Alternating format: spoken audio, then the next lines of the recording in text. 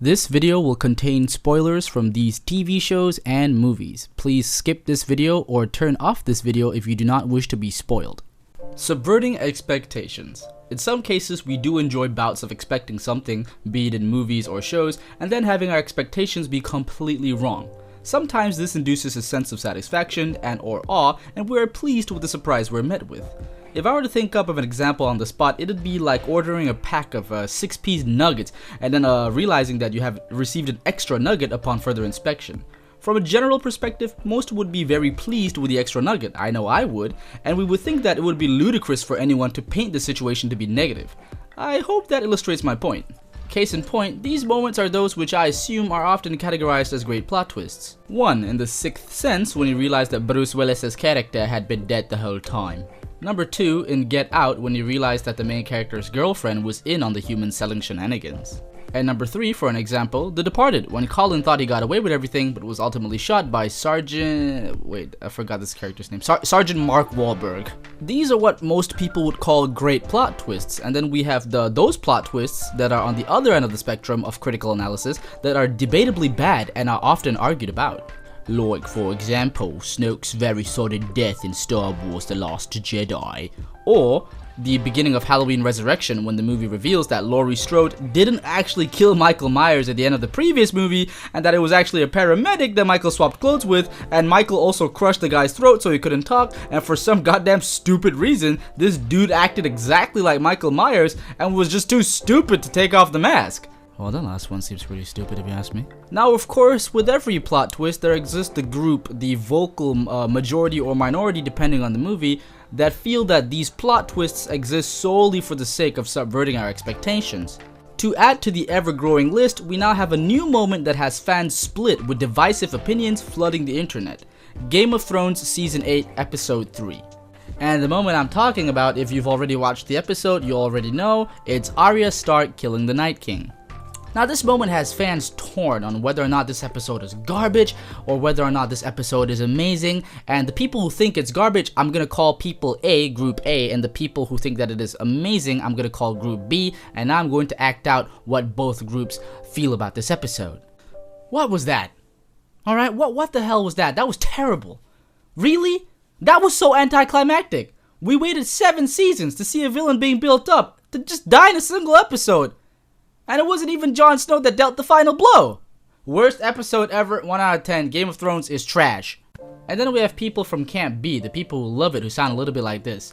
Oh my god, that episode was the best episode ever. Oh, 10 out of 10, 9 out of 10. Arya, you go girl, queen. Like, come on, did you really think Jon or Daenerys would do it? So cliche. I apologize for the cringe, I just wanted this video to be a little bit more fun. But yeah, anyway, back to the point. To be honest, I can understand why people would feel the way they do for both sides. For the side that loves the ending, it makes sense as an unexpected twist. The show has hyped up Jon Snow and Daenerys Targaryen as the heroes that'll bring light to the long night. Melisandre has been vocal with this idea, and she herself has claimed that the two will both have an important role to play in the War for the Dawn, which they have served, with Jon Snow alerting Westeros to the threat, and Dany helping him with her dragons and her army. However, this will obviously fill people's heads with the idea that perhaps Jon will deal the final blow to the Night King with his Valyrian steel sword, or that Daenerys would save the day with Dragonfire. The Night King surviving a blow from Drogon was a pretty awesome scene. Just look at this smug asshole. Yeah, Dragonfire deserted me. To these people, having Arya Stark dealing the finishing blow must have been a treat due to the fact that they A, love Arya Stark, or B, love the fact that the show went out of its way to subvert all of our expectations.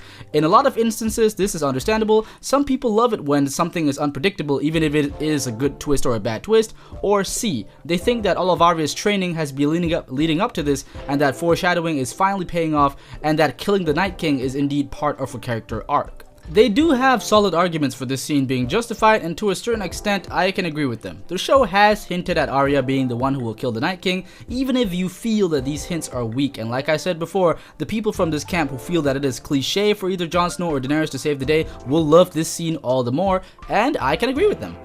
For the side that dislikes the ending, their arguments make a lot of sense. Think of it from their perspective. Imagine being a fan of the show, eagerly awaiting each episode, catching it live, watching the series hype up this villain, the Night King, for 7 seasons across 8 years, as you get tidbits of his story here and there, and you can't wait for the show to just reveal it all.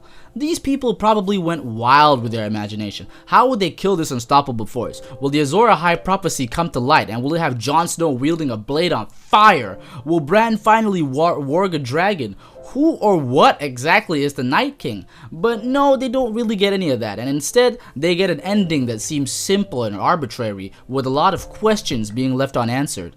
They probably feel cheated, and that all of the years of wondering how the characters would defeat the Night King have gone to waste, and honestly, I can agree with this camp too. Both sides have really solid arguments to back up their claims. You know, some say this episode sucks balls, sucks horseshit, because all the main characters survive. How is Sam not dead? He spent the entire episode running around crying like a bitch.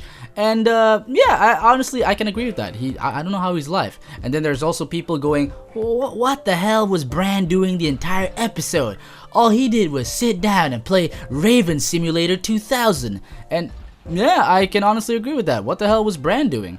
Yeah, you know, everyone has a side. Do I have a side? Do I personally have a side? Will I avoid this question by putting up a picture of an elephant's butt? Perhaps.